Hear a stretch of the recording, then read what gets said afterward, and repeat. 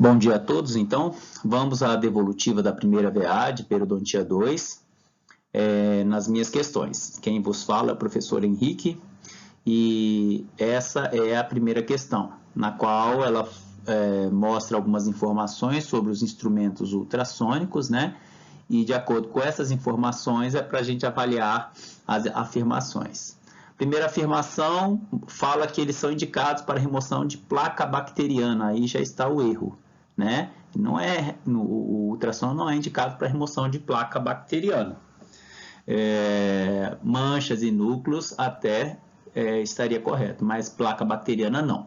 A segunda afirmação fala que uma das vantagens seria menor tempo operatório, menor fadiga do paciente, e a última vantagem aqui fala que promove depressões e irregularidades na superfície radicular. Isso não pode ser uma vantagem, né?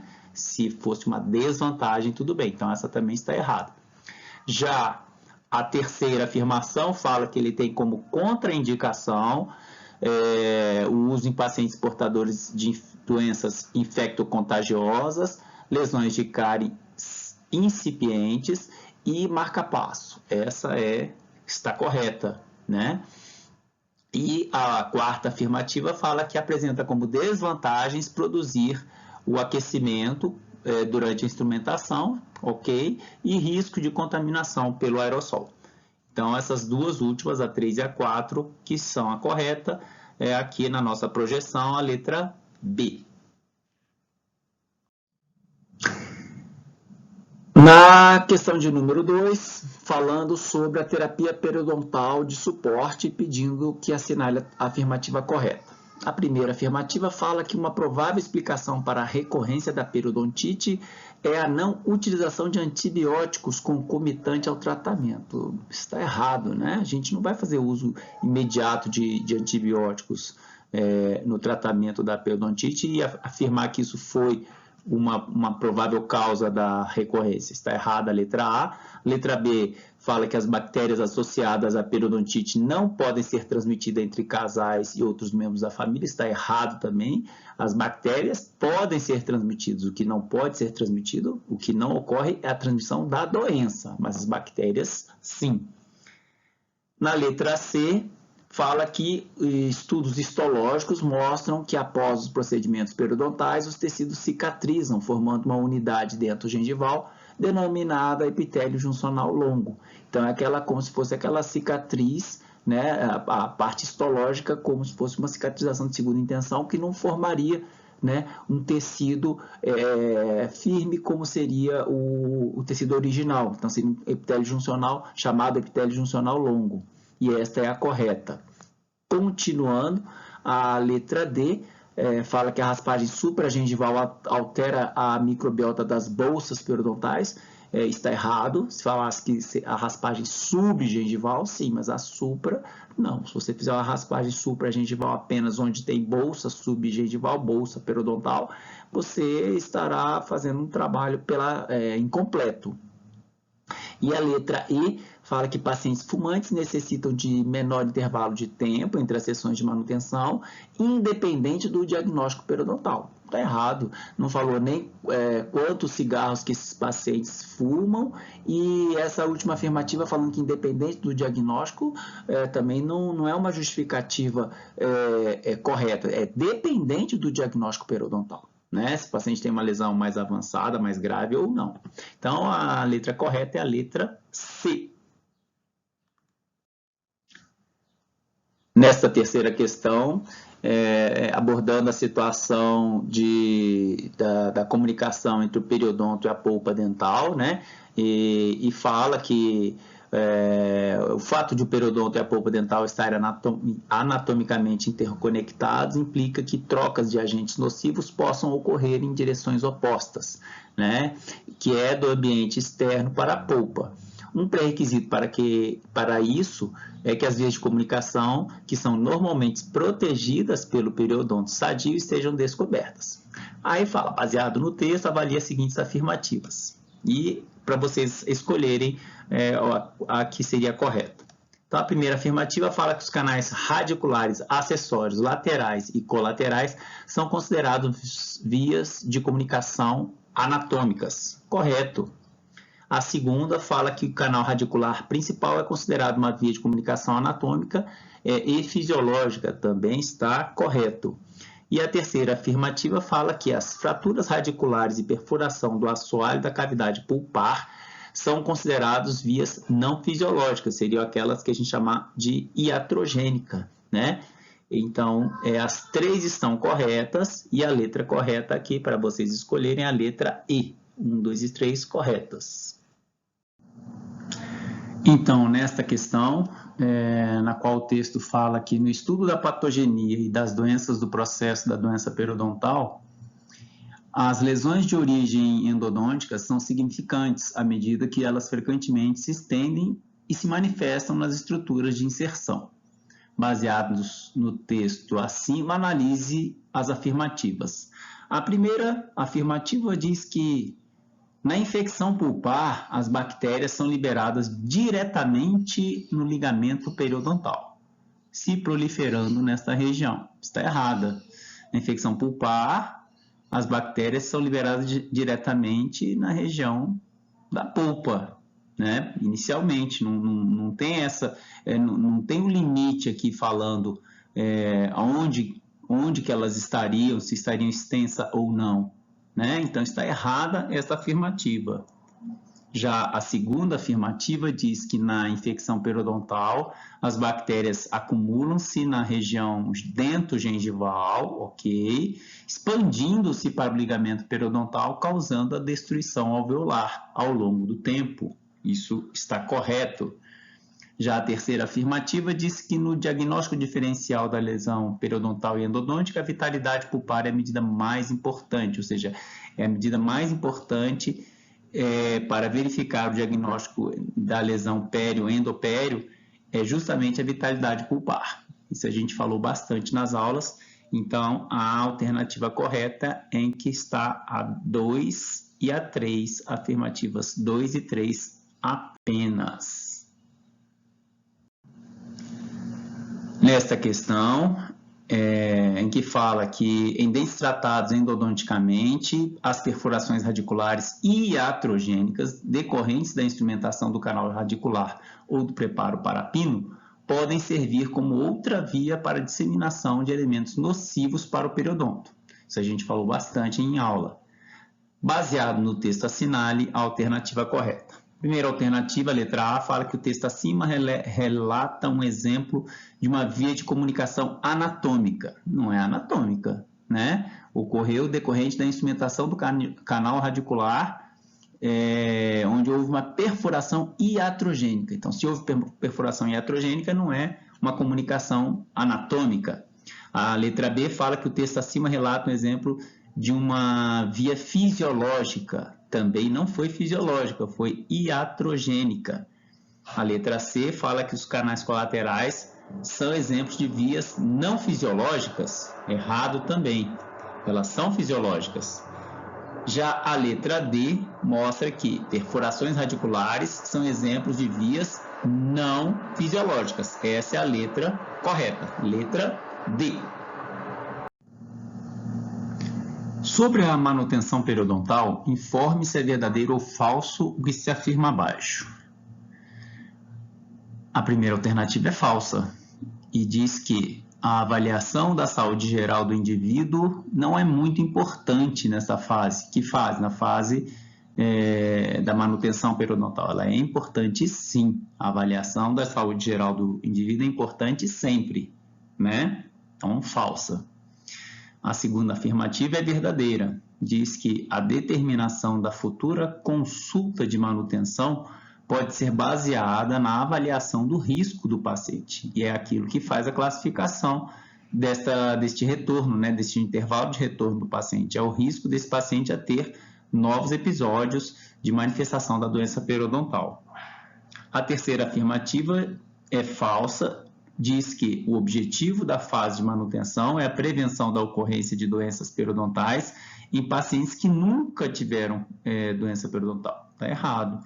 O objetivo da fase de manutenção é a prevenção da ocorrência de doenças periodontais em pacientes que já tiveram doença periodontal. E a última afirmativa, né, é verdadeira, que afirma o quê? Pacientes sob um regime de manutenção periodontal representam uma população com risco de moderado a alto para recorrência de infecção periodontal. É por isso que há necessidade, que temos o objetivo de fazer essa manutenção, que esses pacientes apresentam uma população com risco, né, para a recorrência da infecção periodontal. Então, a alternativa que apresenta a sequência correta é a letra A. Ficou FV,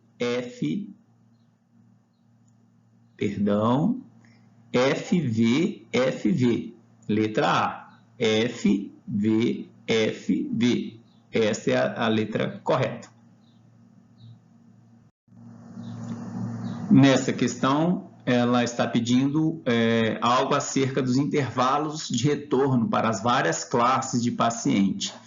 Então, na primeira afirmativa, na letra A, fala do paciente primeiro ano, um caso difícil, prótese complicada, envolvimento de furca, má relação coroa-raiz ou cooperação questionável do paciente.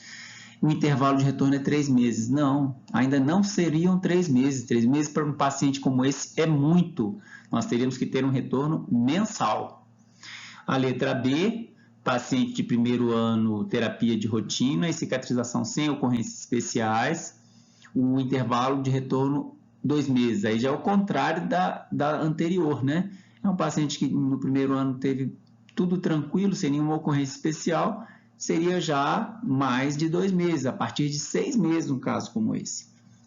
Já a letra C, que é a correta, diz que o paciente exibe boa higiene oral, cálculo mínimo, nenhum problema oclusal, nenhuma prótese complicada, nenhuma bolsa restante e nenhum dente com menos de 50% de osso alveolar remanescente. Paciente bem tranquilo. O intervalo dele de 6 meses a 1 ano. Esse paciente apresenta um perfil parecido com o paciente da afirmativa na letra B, né? Mas na letra B falava em 2 meses. Não, esse paciente viria de 6 meses a 1 ano.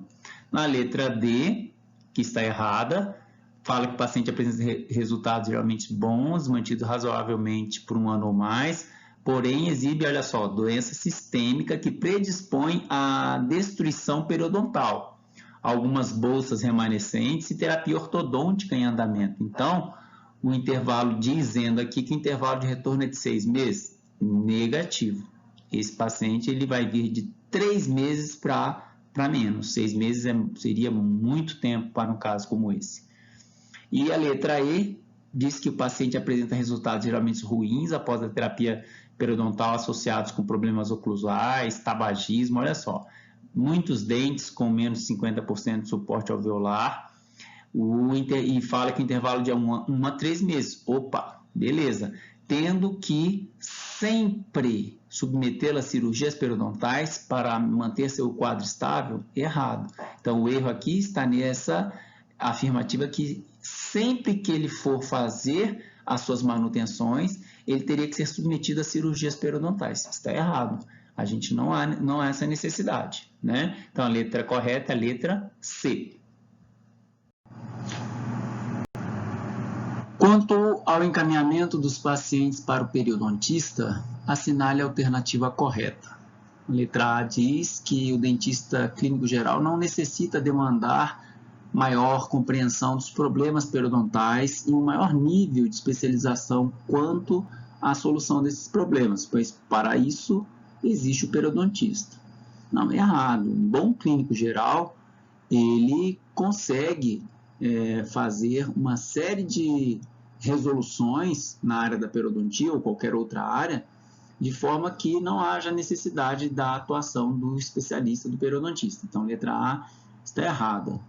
Na letra B, afirma que os especialistas são necessários para tratar todos os casos periodontais, até os mais simples e de fácil controle. Está errado. O especialista, ele serve para tratar todos os casos, sim, mas os mais simples e de fácil controle podem ser bem tranquilamente resolvidos pelo dentista clínico geral. A letra C, que é a correta, informa que o diagnóstico indica o tipo de tratamento periodontal, se necessário. Se a destruição periodontal requerer cirurgia óssea extensa ou procedimentos regenerativos complexos, o paciente recebe um tratamento melhor do especialista. Está correto. Então, o especialista, na verdade, ele vai ser melhor explorado nesses casos em que ocorrem situações mais complexas que muitas vezes o clínico ele não estaria, né, com a preparação necessária, né? Então essa é a letra correta. Na letra D fala sobre gengivectomia localizada, que é bem simples, ou curetagem a retalho também, um procedimento bastante simples, que deveria ser tratado exclusivamente pelo especialista? Não, se é tão simples assim, e são situações simples, o clínico geral pode tratar. E a letra E diz que a regra sugerida é que a vontade do paciente seja feita. Aí já matou a questão, né? Não é a vontade do paciente que vai ser feita, é o que deve ser feito, deve ser feito. O que é correto é o correto.